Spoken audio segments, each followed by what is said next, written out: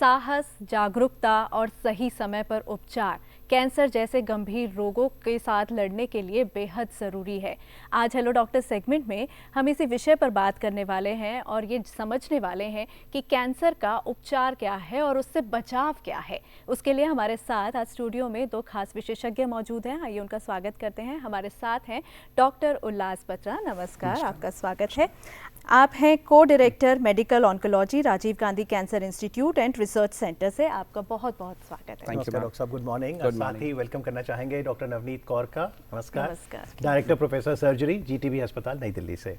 तो डॉक्टर नवनीत, आपसे शुरू करते हैं। अब जैसे 4 फरवरी 2025 को वर्ल्ड कैंसर डे आया, कितनी जागृति हुई है कि हम कैंसर से बच भी सकें और खुदा ना खास्ता अगर कोई भी कैंसर हो जाए तो घबराहट नहीं, उससे लड़ें?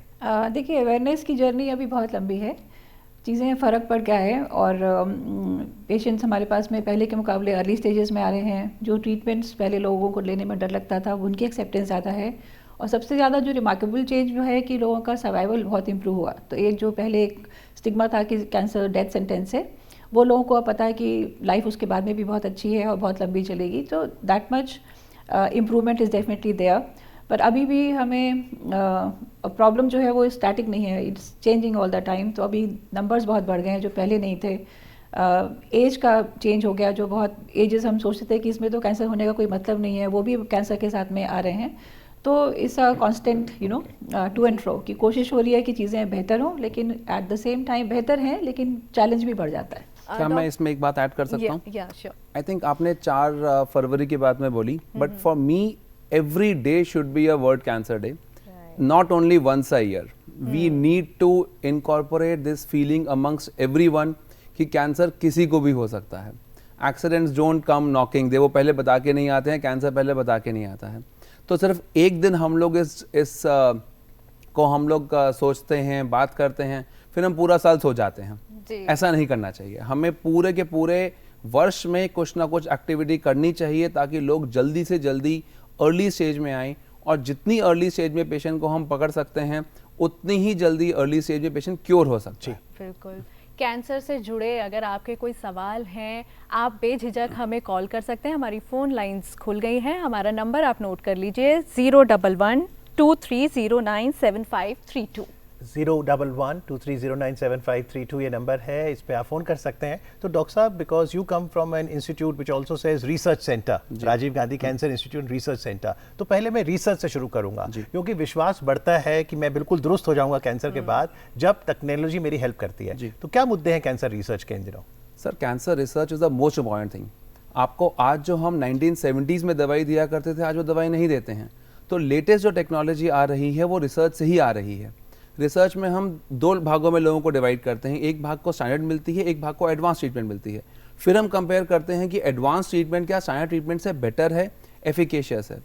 जो दवाई आज आपको रिसर्च के थ्रू मिल सकती है, वो दवाई आपको रूटीन क्लिनिकल प्रैक्टिस में आते आते 10 साल लग जाएगा। इनफैक्ट एनसीसीएन गाइडलाइंस ये बोलती हैं कि the best way to treat a cancer patient is through research and clinical trials.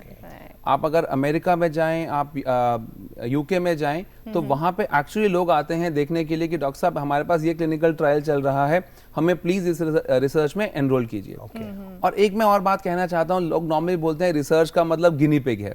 ऐसा नहीं है। पहले स्टडीज जो हैं वो ह्यूमंस में होती हैं, फिर फेज 1 ट्रायल होता है, फिर फेज 2 ट्रायल होता है। But I'm curious to know, because जैसे आपने गिनी पिग कहा, तो जो और स्पीशीज हैं, क्या कैंसर उनमें भी होता है? जी बिल्कुल। अच्छा। हाँ, ये सिर्फ हमारी प्रॉब्लम नहीं है। ये हम सारे इस पृथ्वी पे सारे के सारे बराबर हैं जी। तो कैंसर किसी भी प्राणी को किसी भी तरह का कैंसर हो सकता है। तो पहले जो भी रिसर्च होती है वो एनिमल्स में करते हैं, फिर फेज 1 ट्रायल होता है जहाँ पे देखते हैं कि उसकी मैक्सिमम डोज क्या है, फिर सेफ्टी होती है, फिर स्टैंडर्ड ऑफ केयर से कंपेयर होता है। हरियाणा चलते हैं डॉक्टर साहब। रमा जी हैं फोन लाइन पर। हेलो डॉक्टर, ये पूछना है कि कैंसर जो है वो उससे इन्फेक्शन होने का डर रहता है? डॉक्टर साहब, कैंसर का इन्फेक्शन से क्या लेना देना? देखिए, कुछ इन्फेक्शंस जो है वो कैंसर के बनने में एक रोल प्ले करते हैं। जैसे कि औरतों में एक सर्वाइकल कैंसर है और उसमें एक वायरस है जिसका कि एक इम्पॉर्टेंट रोल है इन्फेक्शन होने में, कैंसर होने में। इसी तरह से कई और कैंसर्स का इन्फेक्शन से कॉज वाला रिलेशन है कि वो इन्फेक्शन की वजह से कैंसर हो सकता है। दूसरा आई थिंक इम्पॉर्टेंट एस्पेक्ट है कि जब कैंसर ट्रीटमेंट चल रहा होता है तो बॉडी की जो एक ताकत होती है बीमारियों से लड़ने की वो थोड़ी कम हो जाती है, जो इम्यूनिटी हम बोलते हैं वो डाउन हो जाती है, तो वो ज़्यादा वालरेबल हो जाते हैं तरह तरह के इन्फेक्शंस के लिए।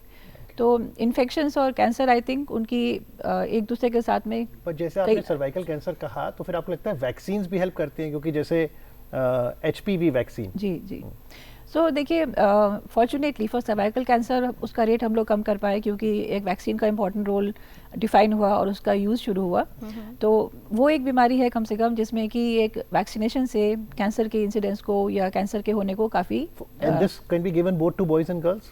हाँ, मतलब लड़कियों में इसका रोल एक है सर्वाइकल कैंसर को मेनली कंट्रोल करने के लिए, लेकिन उसकी तरह कुछ और भी कैंसर्स हैं जो कि सेम HPV से होते हैं तो वो उनको भी कंट्रोल करता है। पर मेन में भी उस तरह के कैंसर्स हैं जो कि HPV से होते हैं। उनका सर्वाइकल कैंसर तो नहीं होगा क्योंकि उनका बॉडी डिफरेंट है, बट उनको भी कुछ कैंसर जो कि हम पेरिएनल एंड उनकी बीमारी भी HPV से होती है, तो उनके लिए भी दिया। ओके डॉक्टर, अगर हम भारतीय परिवेश में देखें तो यहाँ पर ग्रामीण भारत भी है और शहरी भारत भी है, और जब हम वैक्सीन्स की बात कर रहे हैं, इसके प्रति जागरूकता की बात कर रहे हैं, तो शहरों में तो बहुत सारे अभियान चल रहे हैं, लेकिन वो ग्रामीणों में क्या, और जिन तरीके की वैक्सीन्स की हम बात कर रहे हैं, क्या वहाँ पर इस चीज़ के बारे में लोग सतर्क हैं, सचेत हैं? सतर्क करना चाहिए। देखिए, एक लड़की जो 11 साल की दिल्ली में है और एक 11 साल की लड़की जो हाँसी में है, लड़की तो लड़की है जी, जो वायरस है वो वहीं पे है।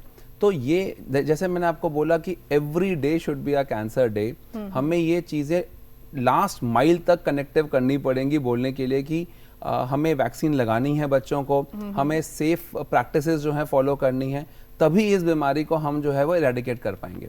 आप ये देखिए, जो हमने स्मॉल पॉक्स के लिए किया, हमने कॉलेरा, हमने पोलियो के लिए किया, कैसे हुआ? सिर्फ दिल्ली मुंबई की प्रॉब्लम नहीं है, ये प्रॉब्लम हर जिले की, हर गांव की, हर डिस्ट्रिक्ट की है। This has to go on and with talk shows like this I am sure it will go on. Absolutely. लेकिन अगर हम ब्रेस्ट कैंसर की बात करें जो कि महिलाओं में होता है, और डॉक्टर नवनीत आप तो association of breast surgeons of India की प्रेसिडेंट इलेक्ट हैं, तो what are the main issues right now breast cancer को लेकर? आई थिंक इश्यूज की अगर बात करें तो सबसे पहले इसका इंसिडेंस बहुत बढ़ गया। जो कैंसर पहले बहुत आई वुड से कि लेटर एजेस में इफ़ेक्ट करता था, वो बहुत यंग एज में भी इफ़ेक्ट होना शुरू हुआ। तो ये दो जो मेजर चेंजेस हैं, रेट बढ़ना और यंगर एज को इन्वॉल्वमेंट होना। 20-25 साल। हाँ, मतलब अब ऐसा नहीं है कि 25 साल की लड़की को हम ये बोले कि नहीं तुम्हारे को चिंता करने की ज़रूरत नहीं है। सो उनको भी अवेयर होने की ज़रूरत है, और हमारे पास में इस डिकेड में भी बहुत सारे पेशेंट्स हैं। देखिए, रीजंस आई थिंक मल्टीफैक्टोरियल हैं, कोई बहुत हमें क्लियर कट तो नहीं हम आइडेंटिफाई कर सकते कि इसकी वजह से ऐसा हो रहा है, क्योंकि ऐसा कोई इन्फेक्शन जैसा रोल तो इसमें है नहीं। लेकिन हमारी जो लाइफस्टाइल चेंज हुई है, जिस तरह से हम एनवायरनमेंट हमारी इफेक्ट हो रही है, तो कौन सा फैक्टर कौन इंपॉर्टेंट रोल प्ले कर रहा है, लाइफस्टाइल चेंज हुआ है, स्ट्रेस लेवल्स बढ़े हैं, तो ये सब का अपनी जगह पे रोल है।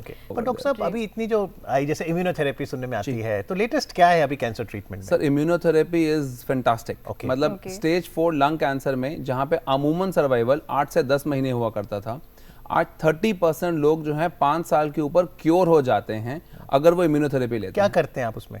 इंजेक्शन देते हैं जी ग्लूकोज के ड्रिप में। अच्छा, it is as simple as that. Okay, मतलब कुछ उसको पेशेंट को हाउस अरेस्ट नहीं होता, कुछ नहीं होता। इनफैक्ट अगर आप हम चारों को देखें तो हमसे ज्यादा फिट होते हैं वो पेशेंट जो है, और ये किसी भी एज कोई ग्रुप बाल नहीं गिरते, कोई साइड इफेक्ट नहीं होते। So does it replace chemotherapy? It can replace chemotherapy in certain subgroup, जैसे PDL1 more than 50% है, it can replace.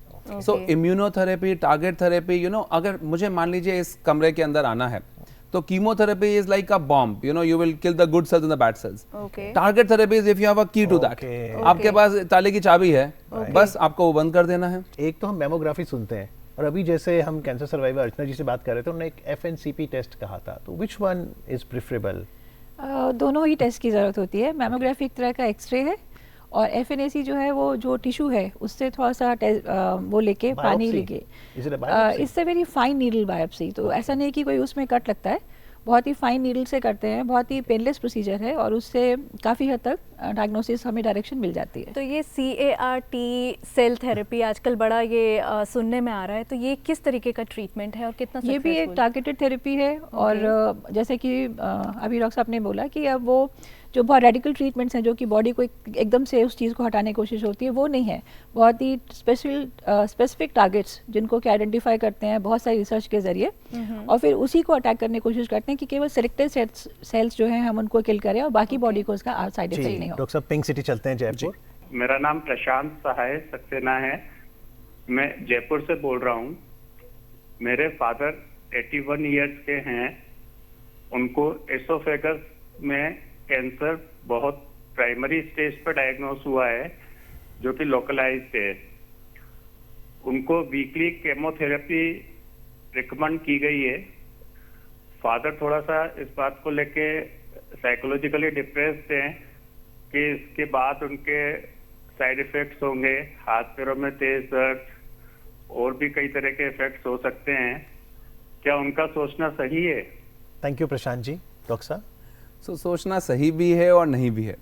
देखिए, ईसोफेजियल कैंसर के लिए आपको कीमोथेरेपी देनी पड़ेगी, साथ में रेडिएशन थेरेपी देनी पड़ेगी।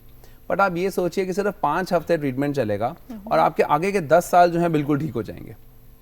तो क्यों नहीं लिया जाए? तो इसका मतलब कीमोथेरेपी 81 इयर्स या उससे ऊपर दी जा सकती है? डेफिनेटली। देखिए, हर पेशेंट के height, weight, age, body surface area देखने के बाद ही कीमोथेरेपी दी जाती है। मैं आपको एग्जांपल देता हूं। आपको बुखार हुआ, आपने एक पैरासिटामोल 500 mg लिया, आपका हुआ 500 mg लिया, मैंने हुआ 500 mg लिया। कैंसर में ऐसा नहीं होता। कैंसर में अगर आपका वेट 60 किलो है तो आपको मिलेगी 480 ग्राम। मेरा अगर 80 किलो वेट है तो मुझे मिलेगी 510 मिलीग्राम। आपका वजन अगर मान लीजिए कम है तो कस्टमाइज्ड इज राइट, जो आजकल पर्सनल बोलते हैं, right treatment for the right patient at the right time at the right dose. But psychology, doctor Navneet Kaur, even as president elect of the association, वो जो बोल रहे थे कि पिताजी साइकोलॉजिकली, तो आप स्पेशलिस्ट तो हैं, कैंसर स्पेशलिस्ट, ये साइको एंगल कैसे एड्रेस करते हैं? हाँ, आई थिंक ये सबसे ज़्यादा इंपॉर्टेंट है, क्योंकि पेशेंट को वो हिम्मत देने की बहुत ज़रूरत है उस चैलेंज को लेने के लिए। तो इसको यही मान के चलेंगे कि लाइफ में बहुत सारे चैलेंजेस आते हैं। 81 ईयर की एज तक पहुंचते पहुंचते उन्होंने क्या कुछ नहीं देखा होगा। तो ये एक और लाइफ का चैलेंज है और उसके साथ में डील करना है। और इसमें बहुत ज़्यादा इंपॉर्टेंट रोल फैमिली का है, क्योंकि हमारे यहाँ पे family is the main backbone, main support. तो वो लोग साथ चलें, वो मरीज़ को एनकरेज करते रहें, वो पूरी चीज़ समझें, और जब भी मरीज़ डाउन हो या ट्रीटमेंट से विड्रॉ करना चाहता हो, उनको उस वक्त आगे आके उनको सपोर्ट देने की, पुश करने की ज़रूरत है। लेकिन अगर मरीज़ की उम्र बहुत कम है, छोटा बच्चा है, तो उसको समझाना तो बेहद मुश्किल होता है। तो उसके लिए किस तरीके से डील किया जाता है? उसमें उसके जो गार्जियंस हैं, उसके पेरेंट्स हैं, मतलब जिस पर्सन के लिए, अब कोई यंग पेशेंट है तो उसका स्पाउस है या पार्टनर है, एल्डरली हैं तो उनके फैमिली के मेंबर्स हैं, और छोटे बच्चों के लिए पेरेंट्स का रोल है। तो अल्टीमेटली फैमिली का मेंबर ही जो है वो जो उस चीज़ के लिए सही है वो उसको सपोर्ट करेगा और मैनेज करेगा उसकी प्रॉब्लम्स को। मैं इस पे एक ऐड कर सकता हूँ। देखिए, everything has to have a risk benefit ratio. Childhood cancer 90% cancers curable होते हैं 1 साल की ट्रीटमेंट, 6 महीने की ट्रीटमेंट के बाद में। अगर मैं आपको ये बोलूं कि जी आपको 6 महीने की तकलीफ है और उसके बाद आपके अगले 50-60 साल ठीक हो जाएंगे, हेयर लॉस जो है वो टेम्परेरी है, साइड इफेक्ट जो है टेम्परेरी है, एंड लाइफ इज परमानेंट, हम क्यों नहीं करेंगे? मैं नॉर्मली पेशेंट को एग्जांपल देता हूं, किसी का अनफॉर्चुनेटली रोड ट्रैफिक एक्सीडेंट हो जाता है तो भी तो आप 6 हफ्ते के लिए, 3 महीने के लिए इमोबाइल हो जाते हैं, वो लोग बड़े खुशी खुशी झेलते हैं। किसी को हार्ट की प्रॉब्लम हो जाए, यार हार्ट अटैक हो गया था, लोग बड़े अच्छा फील करते हैं। I think shows like this busting myths about cancer is very important. Yes, let's go across to the Spice Garden of India, Kerala, from where Amarji joins us. Hello. क्या मैं मैडम और sir से पूछना चाह रहा था, मैं शिवानंद से बात कर रहा हूँ केरला से जी। मैं ये पूछना चाह रहा था कि जब दिन पहले जो आए थे कह रहे थे कि फूड हैबिट्स के कारण कैंसर होने की संभावना थोड़ा ज्यादा है। यस, मैं जानना चाह रहा था कि वेजिटेरियन लोगों को ज्यादा कैंसर होने की संभावना है कि नॉन वेजिटेरियन लोगों को? क्योंकि एक क्वेश्चन तो लिटिल बिट स्टूपिड है, लेकिन मैं जानना चाह रहा था। देखिए, डाइट का डेफिनेटली एक डायरेक्ट रोल है, और वेजिटेरियन डाइट को हम ज़्यादा हेल्दी मानते हैं। वो हर तरह से सिस्टम के लिए अच्छा है, आंतों के लिए भी अच्छा है, पर ऐसा नहीं है कि नॉनवेज खाने से लोगों को कैंसर हो जाता है। तो हर चीज़ ये कंट्रोल्ड और मेजर्ड अमाउंट में खाना बिल्कुल ठीक है, लेकिन definitely vegetarian food is easier on body, और वो ज़्यादा हम कह सकते हैं सेहतमंद। अच्छा, एक और आजकल सोशल मीडिया पे बड़ी चीज़ें पॉपुलर होती हैं कि माइक्रोवेव यूज़ नहीं करना चाहिए, माइक्रोवेव में पका हुआ खाना कैंसरस हो सकता है। तो क्या इट्स अ मिथ और इट्स रियलिटी? देखिए, कोई डेफिनेट प्रूफ नहीं है, और मैं उसको डिस्काउंट भी नहीं कर सकती हूँ कि वो पॉसिबिलिटी, क्योंकि आज जो चीज़ हम एक्सेप्ट करते हैं उसके कल उसके बारे में कुछ और चीज़ आ जाती है। तो उस तरह से तो प्रिजर्व खाना, जंक फूड खाना, फ्रिज का खाना, वो सब चीज़ें अनहेल्दी हैं। जी। इसी क्रम में डॉक्टर साहब कई बार कहते हैं, आप जैसे ठंड में हम गर्म पानी करते हैं ना, तो प्लास्टिक की बोतल मत डालिए, तो इसमें हम अवॉइड ही करें? सर, अवॉइड करें तो बेटर है, but as madam said there is no direct role. देखिए, हम लोग नॉर्मली ये बोलते हैं what is good for your heart is good for your cancer. आप अच्छी जीवन शैली अपनाइए, फिजिकल एक्टिविटी कीजिए, जरूर वेस्टर्न खाना खाइए पर मॉडरेशन में खाइए। अगर सिर्फ वेस्टर्न खाने से ही कैंसर हो जाता तो फिर तो जी अमेरिका में और लंदन में सबको कैंसर हो जाता। डॉक्टर साहब लास्ट 2 मिनट हैं, आपने अमेरिका लंदन की बात कही, अगर मैं विश्व स्तर की बात करूं, क्योंकि कैंसर तो इंसिडेंस हर जगह है, अब हमने देखा जो आम बजट 1 फरवरी को आया उसमें वित्त मंत्री ने मेडिकल टूरिज्म की बात की, heal in India. You think today we have got the expert doctors like you that no matter where the cancer patient is, they're most welcome to come to India and get fine? Absolutely yes. I think it is जो जिस चीज़ का इलाज America में मान लीजिए 100 rupees में होता है वो हम 1 रुपये में कर सकते हैं with equally better techniques, equally competent doctors and equally good results. We should actually be the health capital of the entire world. We have those many doctors, we have those many facilities, we have those many everything is there in front of us and it's a fantastic initiative by the doctors। और budget में medicine को लेके भी बात की गई कि medicine पे जो है ड्यूटी कम हो जाएगी, बहुत सारी मेडिसिन के नाम लिए गए, तो उसमें कैंसर रिलेटेड जो मेडिसिन हैं तो उसका क्या आप देखते हैं? There are 36 मेडिसिन उसकी ड्यूटी कम हुई है, तो डेफिनेटली अगर ये कॉस्ट कम हो जाएगी तो हम पेशेंट्स को लेटेस्ट ट्रीटमेंट दे सकते हैं एट एन अफोर्डेबल कॉस्ट। सो ये एक बहुत ही वेलकम स्टेप है, बट एज वी से दिल मांगे मोर, थोड़ा और कम हो जाएगा तो और अच्छा रहेगा। So final question doctor Navneet, how about collaborations with the world so that together we fight cancer? देखिए, रिसर्च कोलैबोरेशन हो सकता है और बहुत हद तक collaboration in the form of training. हमारे जो डॉक्टर्स हैं वो बाहर जाके उन सब चीज़ों में ट्रेन होकर आते हैं जिनकी की फैसिलिटीज़ या अपकमिंग टेक्नोलॉजीज़ हमारे पास नहीं है। जैसे कि मैं किसी टाइम में मिलान गई और वहाँ से जो सीख के आई मरीजों के लिए उससे फ़ायदा हुआ। तो कोलैबोरेशन कई लेवल्स पे है, वो हमें सपोर्ट भी फाइनेंशियल सपोर्ट देते हैं बहुत सारे ट्रायल्स के लिए, प्रोजेक्ट्स के लिए, ट्रेनिंग की फैसिलिटीज़ प्रोवाइड करते हैं। हमारे पास में नंबर्स बहुत हैं, तो हमारे पास में कोई डेटा जनरेट करने की ज़रूरत हो तो हमारे पास में उसकी अबंडेंस है। तो जिस सोर्स में जो चीज़ रिच है, हमारे पास नंबर्स हैं, हमारे पास अच्छी बात नहीं है लेकिन दैट इज ट्रू, उनके पास में फंड्स हैं, रिसर्च की बेटर फैसिलिटीज हैं, तो collaboration is always helpful. Absolutely, I'm sure the data analytics plus funding will ensure good research and therefore while we should take endeavors to prevent and have a good lifestyle, God forbid if cancer does come, there's a solution to it. Thank you very much both the doctors, Dr. Patra, Dr. Navneet, for joining us today. Thank you.